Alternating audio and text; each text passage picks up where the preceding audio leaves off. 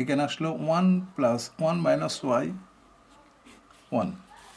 এখন যে কাজটা করতে হবে, দেখো এই যে এর নিচে এটা নিয়ে আসলাম, অতএব 1 plus y 1 by 1 minus y 1 সমান আমরা পেলাম x plus y.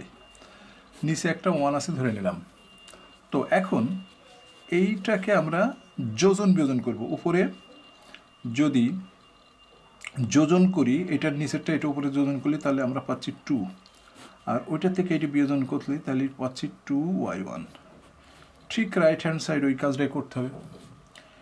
X plus y plus 1, x plus y minus 1।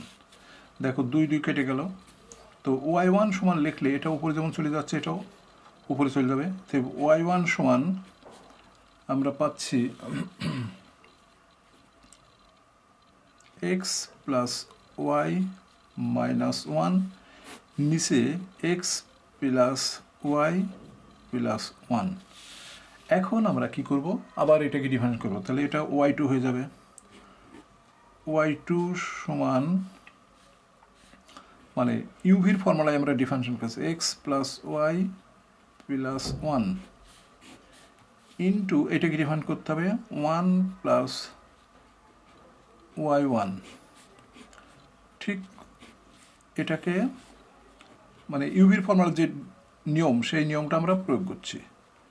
1 দেখো, তারপরে 1 প্লাস y1 হলো, আর নিচে হচ্ছে নিচে x plus y plus 1 whole square হইল। তো উপরে কি হয় দেখো, আমরা যদি 1 প্লাস ওয়াই1কে কমন নিই তাহলে আমরা পাচ্ছি কি x plus y plus 1 minus x minus y plus 1।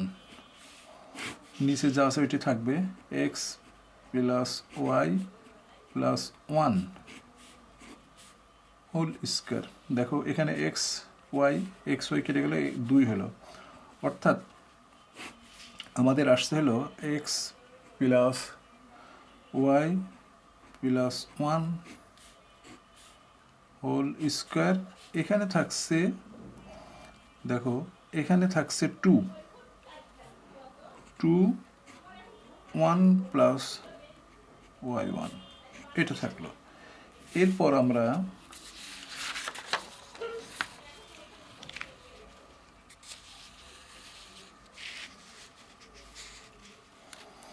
দেখো এই যে y1 এর মান আমরা কিন্তু এখানে পেয়েছিলাম। দেখো y1 এর মান হচ্ছে এটা, এই মানটা আমরা এখানে বসিয়ে দেব।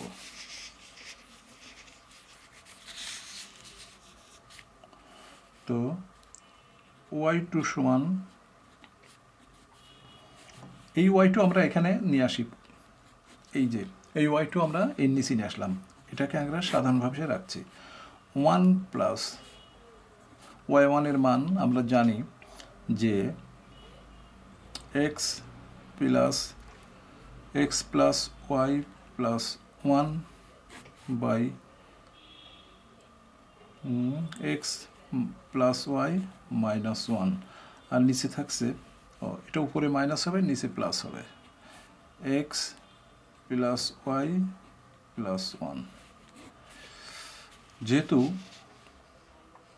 এটার মান প্লাস সেই জন্য আমাদের লিখে নিলাম এইটা।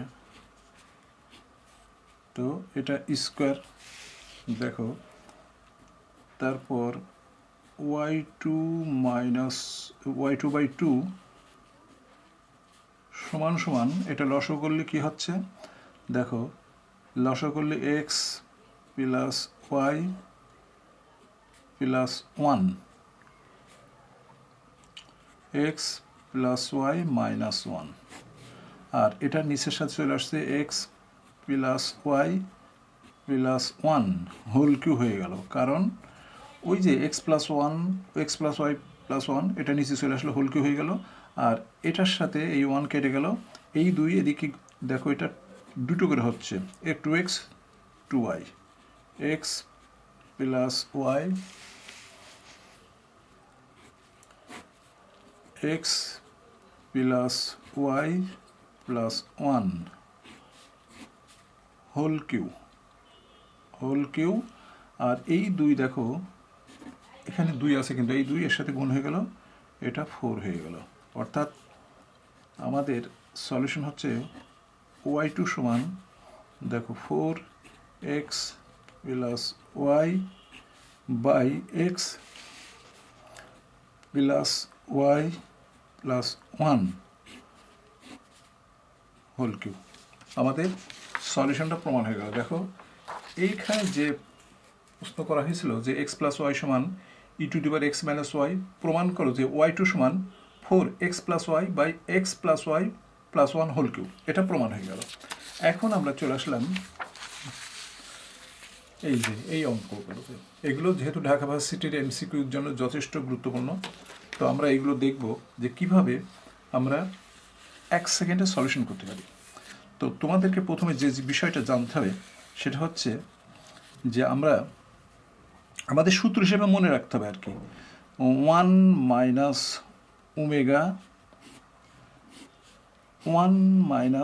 ওমেগা স্কোয়ার,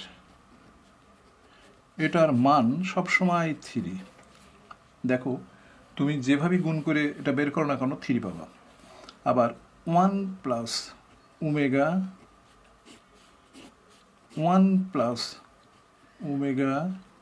স্কোয়ার সমান সবসময় 1। এটা প্লাস হলে 1, দেখো সবসময় 1। আর এটা 1 মাইনাস ওমেগা স্কোয়ার সবসময়, অর্থাৎ পাশাপাশি পাওয়ারগুলো 1 এবং 2 পাশাপাশি আছে।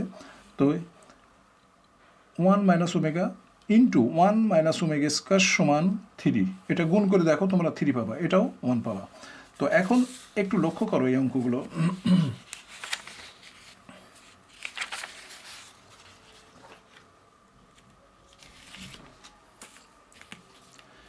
দেখো আমি যে কথা বলতে চাচ্ছি, এখানে কটা অঙ্ক আছে? 5টা অঙ্ক আছে। সবই একই সূত্র, একই নিয়ম দিয়ে আমাদের সমাধান করতে হবে। দেখো এটা কি আছে, আমরা ওমেগার পর 3 দ্বারা বিভাজ্য নয় এমন সংখ্যাগুলো এখানে ব্যবহার করা হয়েছে। যেমন 1 মাইনাস ওমেগা, এখন 3 দ্বারা বিভাজ্য হলে এটা সম্পূর্ণ শূন্য হয়ে যেত। এই পাওয়ার যদি 3 দ্বারা বিভাজ্য হতো তাহলে এই পার্ট সমান হতো, এই পার্টও হয়তো 3 দ্বারা বিভাজ্য সংখ্যা হলে শূন্য হতো। কিন্তু এখানে পাওয়ারগুলো একটাও 3 দ্বারা বিভাজ্য নয়, কিন্তু পাওয়ারগুলো পাশাপাশি এবং মাইনাস থাকলে এর অ্যান্সারটা হবে 3। দেখো আমি আবারও বলছি, পাওয়ারগুলো পাশাপাশি, হ্যাঁ, যেমন ওমেগা 10 ওমেগা 11, এটা সবসময় 3 হবে। তবে 3 দ্বারা বিভাজ্য নয় এমন সংখ্যা হতে হবে। 3 দ্বারা বিভাজ্য নয়, এটার মান 3। আবার দেখো এটাও পাশাপাশি আছে, ওমেগা 13 ওমেগা 14, এরাও 3। তাহলে 3 মাইনাস 3, অর্থাৎ প্রথমটার মান হচ্ছে 0। চলে আসতে পারে এই ধরনের অঙ্ক। তবে আমাদের ওমেগা সম্পর্কে যথেষ্ট ধারণা থাকতে হবে। সেই ধারণা থাকলে আমরা এইসব অঙ্কগুলো চোখের পলক উত্তর দিয়ে দিতে পারবো। আরেকটা দেখো, এই অঙ্কটা দেখো, এই অঙ্কটা 2 নম্বর অঙ্ক। দেখো আমি বলেছিলাম 1 প্লাস ওমেগা এবং 1 প্লাস ওমেগা স্কয়ার এখানে 3 দ্বারা বিভাজ্য নয়, কিন্তু 3 দ্বারা বিভাজ্য হলেই 3 প্লাস 1 হয়, অর্থাৎ ওমেগার পর 1, এটা ওমেগার পর 2। অর্থাৎ দেখো পাশাপাশি অবস্থান করছে কিন্তু 3 দ্বারা বিভাজ্য নয়, তাহলে এটার মান 1। প্লাস থাকলে 1 হয়, এটাও একই ব্যাপার, এটাও প্লাস থাকলে 1। তাহলে এই 1, অর্থাৎ এর অ্যান্সারটা 2। 2 নম্বর অঙ্ক দেখো 1 প্লাস ওমেগা 10 1 প্লাস ওমেগা 11, পাশাপাশি মানে পাওয়ারগুলো পাশাপাশি কিন্তু 3 দ্বারা বিভাজ্য নয়, তাহলে এর অ্যান্সারটা হচ্ছে 1। এটাও তাই, প্লাস আছে মাঝে, দেখো প্লাস আছে, এর অ্যান্সারটা 1। তাহলে আমাদের অ্যান্সারটা হচ্ছে 2। 2 নম্বর অঙ্কের অ্যান্সার হচ্ছে 2। 3 নম্বর অঙ্ক দেখো পাশাপাশি অবস্থান করছে 16 এবং 17, কিন্তু 3 দ্বারা বিভাজ্য নয়, তাহলে এর অ্যান্সারটা কী হবে? 3 স্কোয়ার, কারণ উপরে স্কোয়ার আছে, দেখো 3 স্কোয়ার। আর মাইনাস এটার অ্যান্সার 3। কেন বললাম যে 1 মাইনাস ওমেগা স্কোয়ার হয় এটা, তো 1 - ω স্কোয়ার মান হচ্ছে 3, তাহলে যেহেতু স্কোয়ার আছে, হোল স্কোয়ার আছে, দুবার পর আমি সেকেন্ড ব্র্যাকেট দিয়ে ওভার পর হোল স্কোয়ার দিতে পারি, তাহলে এটা 3 স্কোয়ার আর এটা 3, তাহলে এটার অ্যান্সার হলো 3। এরপর দেখো আরেকটি অঙ্ক, আমরা 4 নম্বর অঙ্ক দেখছি। দেখো এটার মান 1, এটার মান 9, তাহলে এটার অ্যান্সার হচ্ছে কেন 3, এটা 3 স্কোয়ার আছে সেই জন্যই 3 স্কোয়ার, অর্থাৎ 9 আর এটার মান 1, অর্থাৎ 4 নম্বর অঙ্কটা হচ্ছে অ্যান্সার হচ্ছে 10। দেখো এই সব অঙ্কগুলো অবশ্যই আমাদেরকে ওমেগা সম্পর্কে ভালো একটা ধারণা থাকতে হবে। এই অঙ্কটা দেখো, এটার অ্যান্সার হচ্ছে 1, কারণ প্লাস আছে, পাশাপাশি আছে। আরেকটা লক্ষ্য করো, এটা পাশাপাশি না থাকলেও এর মান হচ্ছে 2, ওমেগার পর 2, কারণ 3 দ্বারা বিভাজ্য করলে 21 বাদ যায়, 3 দ্বারা বিভাজ্য করলে 24 বাদ যায়, তাহলে এর পাওয়ার 2, এর পাওয়ার 1, সেই জন্য এটা 1।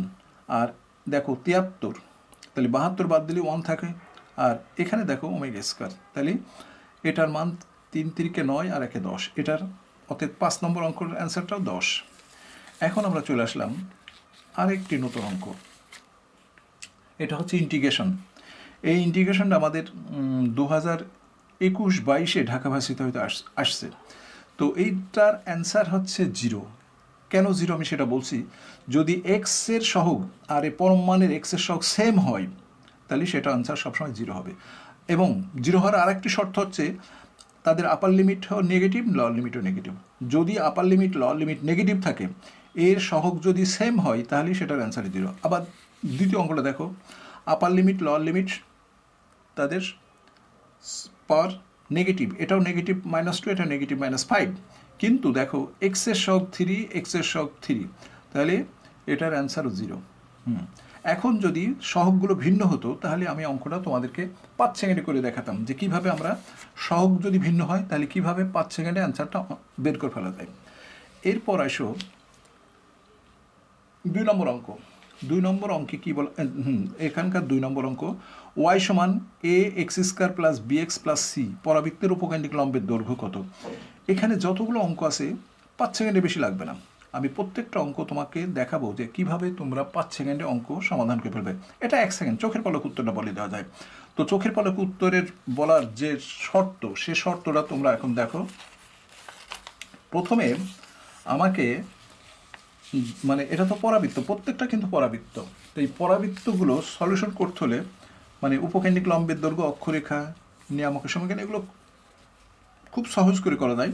তো দেখো উপকেন্দ্রিক লম্বের দৈর্ঘ্য, পরাবৃত্তের উপকেন্দ্রিক লম্বের দৈর্ঘ্যের একটা সূত্র আছে। সূত্রটা হচ্ছে আমরা পরাবৃত্তের উপকেন্দ্রিক লম্বের দৈর্ঘ্য সমান, এখানে সবসময় নিচে কি হয়, সবসময় x² বা y² সহগ হয়। এখানে x² সহগ কত, x² সহগ a, আর এক্স থাকলে ওয়াইয়ের সহগ নিতে হয়।